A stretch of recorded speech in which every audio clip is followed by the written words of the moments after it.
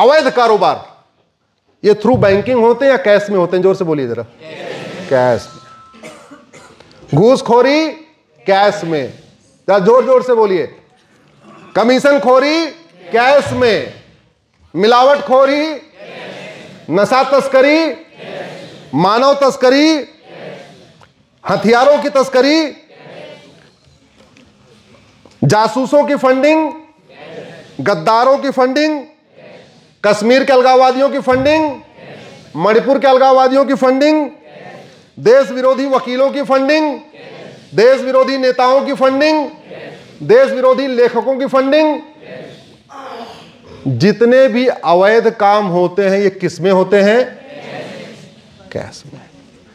यानी अगर कैश बंद कर दिया जाए तो ये सारे अधूरे काम कम हो जाएंगे कि नहीं? जोर से बोलिए जरा। हो जाएंगे। बंद करना चाहिए क्या? बंद क्यों करना चाहिए मैं बताता हूं।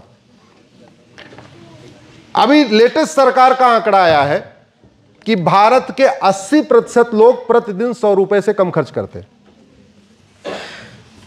और केवल 20% लोग, वित्त मंत्रालय के आंकड़े बता रहा हूं आपको, केवल 20% लोग पर डे 100 रुपए से ज्यादा खर्च करते हैं। तो जब 80% भारतीय पर डे 100 रुपए से कम खर्च करते हैं और जो 20% 100 रुपए से ज्यादा खर्च करते हैं उनके पास एटीएम है, पेटीएम है, भीम है, यूपीआई है, डेबिट कार्ड है, क्रेडिट कार्ड है, तो 100 रुपए से बड़े नोट की जरूरत है क्या? वो पीछे वाले आवाज नहीं आ रही है। 100 रुपए से बड़े नोट की जरूरत है क्या? नहीं। अरे जो ज्यादा खर्च करता है उसके पास एटीएम, पेटीएम, भीम, UPI, debit card, credit card है। जो नहीं करता उसको जरूरत ही नहीं 100 रुपए से बड़े नोट की। 100 रुपए जेब में डाल लेगा, दिन भर घूम टहल के आ जाएगा आराम से। 100 रुपए 100 रुपए से बड़ी नोट बंद कर दिया जाए, भारत का 25% घूसखोरी, कमीशनखोरी, मिलावटखोरी, कालाबाजारी, नशा तस्करी, जितने भी अपराध हैं ये 25% तत्काल बंद हो जाए। भारत में इस समय 130 करोड़ आधार है,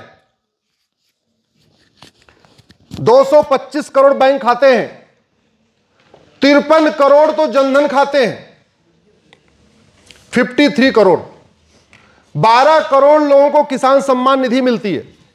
जनधन खाता किसका खुलता है? जो गरीब होता है, जिसकी एनुअल इनकम 50,000 से कम होती है।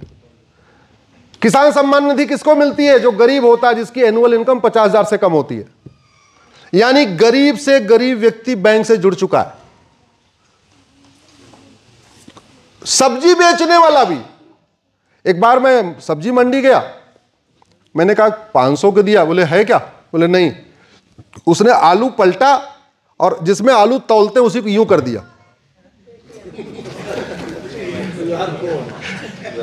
उसमें आलू उसने हम पलटा, बोला कि पैसा खुले खुले नहीं, बोले ये लो इसमें दो। अरे भैया, जब आलू बेचने वाला, पान बेचने वाला, जूता बनाने वाला, धोबी, मोची सब लोग लेने लग गए, तो अब पहले ये काम नहीं हो सकता था, अब कैश लेन देन पे रोक हो सकती है कि नहीं? होनी चाहिए कि नहीं? देखिए, चूल्हा तब तक जलता है जब तक पीछे से गैस आती है। आप पीछे से गैस बंद कर दो, चूल्हा, पीछे से आप कैश कम कर दो, बड़ी नोट को कम कर दो, सारे देश विरोधी काम बंद हो जाएंगे, जासूसी भी बंद हो जाएगी, अलगाववाद भी कम हो जाएगा, माओवाद भी कम हो जाएगा, नक्सलवाद भी कम हो जाएगा। जो भी देश विरोधी काम होते हैं सब पैसे के लिए होते हैं, पैसे के जरिए होते हैं, पैसे के द्वारा होते हैं, सब माया है। इसी माया को अगर कंट्रोल कर दिया जाए तो काम। और वैसे भी वर्ल्ड वाइड आप देख लीजिए, जितनी बड़ी नोट होती है उतना ज्यादा हवाला होता है, जितनी बड़ी नोट होती है उतना ज्यादा ब्लैक मनी जनरेट होता है, जितनी बड़ी नोट होती है, आप वर्ल्ड वाइड में आपको फार्मूला बता रहा हूं, जितनी बड़ी नोट होगी उतना ज्यादा वहां अलगाववाद होगा, जितनी बड़ी नोट होगी उतना ज्यादा वहां आतंकवाद होगा। सीधा कनेक्शन है। पाकिस्तान का देख लो, हमसे बड़ी नोट है, हमसे समस्या वहां गड़बड़ है कि ज्यादा खतरनाक है कि नहीं। और यूरोप को देख लो, मैक्सिमम करेंसी 100 की है, ये नोट का बड़ा सीधा संबंध है। तो ये काम पहले तो नहीं हो सकता था, क्योंकि पहले जनधन खाते खुले नहीं थे, यूपीआई था नहीं, डेबिट कार्ड इतने थे नहीं, क्रेडिट कार्ड इतना था नहीं, पहले दूध वाले, फल वाले, सब्जी वाले, पान वाले क्यूआर कोड दिखाते नहीं थे। लेकिन अब ग्राउंड वर्क तैयार हो गया कि नहीं? आज की डेट में हो सकता है कि नहीं? तो सब लोगों को प्रधानमंत्री मोदी जी को धन्यवाद देना चाहिए, और धन्यवाद दे के कहना चाहिए कि साहब एक काम करो, ये 100 रुपए से बड़ी नोट बंद कर दो, 5,000 रुपए से महंगे सामान का कैश लेन देन बंद कर दो। मैं कह रहा हूं हमारा और आपका जीवन बहुत सुरक्षित हो जाएगा। अल्टीमेटली मार्केट में आप जाओगे तो आपकी पॉकेट जो कट रही है, पॉकेट कटना बंद हो जाएगी, क्योंकि चोर को पता है पॉकेट में तो कुछ है ही नहीं। आपकी पॉकेट मारी भी बंद हो जाएगी, अपराध बंद हो जाएगा। साइबर क्राइम के लिए 60 समाचार टर्की वाला कानून है ना, एक आदमी का एक अकाउंट हैक किया था, 325 साल की सजा दे दिया। तो टर्की वाला कानून ले लो। कानून ही फॉलो करने होते तो बहुत सारे हो जाते हैं दूसरे देशों के। और दूसरी बात सर, अगर हम ऑनलाइन ट्रांजैक्शन को बढ़ावा देंगे तो हमको नेट भी फ्री करना पड़ेगा। नेट फ्री करने बहुत बढ़िया। हम इंटरनेट को ज्यादा बड़ा, मतलब वैसे तो हम दे रहे हैं, लेकिन हम पूरी इसी के ऊपर निर्भर हो जाएंगे तो फिर इन लोगों की मोनोपोली बढ़ जाएगी। अंबानी की मोनोपोली और एयरटेल जियो की मोनोपोली बहुत बढ़ जाएगी। बहुत बढ़िया।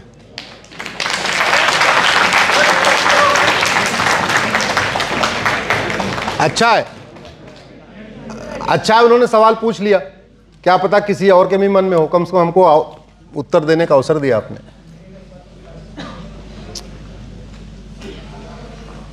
ये काम करने पे अगर डाटा सरकार फ्री भी कर दे तो भी सरकार को फायदा है। जानते हैं स्विट्जरलैंड में पुलिस का 5 डे वर्किंग है, सैटरडे संडे पुलिस के थाने वहां बंद रहते हैं। जैसे ही आप ये 100 रुपए से बड़ी नोट बंद करोगे, 5,000 रुपए से महंगे सामान का कैश लेन देन बंद करोगे, 60 समाचरित के अनुसार कठोर कानून बना दोगे, झूठ पकड़ने के लिए नार्को पॉलीग्राफ ब्रेन मैपिंग कानून बना दोगे, लोगों को 6-6 महीने पे सजा दिलवाना शुरू करोगे, ऐसा खौफ पैदा होगा, वो सोचे भैया साइबर फ्रॉड नहीं करूंगा, रिक्शा चला लूंगा, कपड़ा धो लूंगा, धोबी का काम कर लूंगा, मोची का काम कर लूंगा, लेकिन साइबर फ्रॉड नहीं करूंगा। सर साइबर फ्रॉड के लिए तो कानून बन जाएंगे, लेकिन जैसे गांजा, अफीम, ये लोग इनके ऊपर भी नार्कोटिक्स काम कर आ ही रहा था, मैं उसी पे आ रहा था, तो अब रुक जाओ, तो मैं उसी पे आ रहा हूं, अगला मैं उसी पे आ रहा था। ये गांजे की तस्करी किसमें होती है भाई, जरा जोर से बोलो। कैश में। अफीम किसमें बिकती है? चरस किसमें बिकती है? एमडी किसमें बिकती है? सुल्फा किसमें बिकती है? सारी की सारी ड्रग स्मगलिंग का कारोबार किसमें है? कैश में।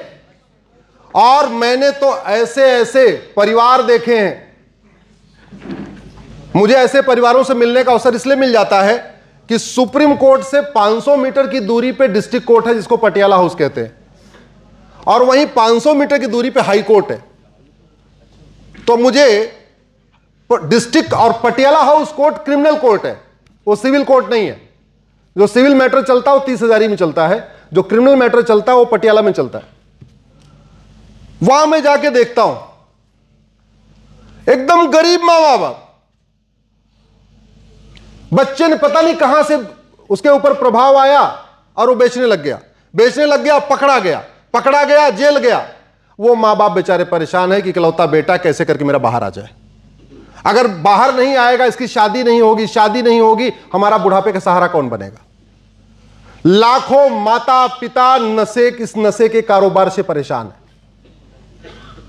लाखों बच्चे नशेड़ी बाप से परेशान है, लाखों बहनें नशेड़ी पतियों से परेशान है।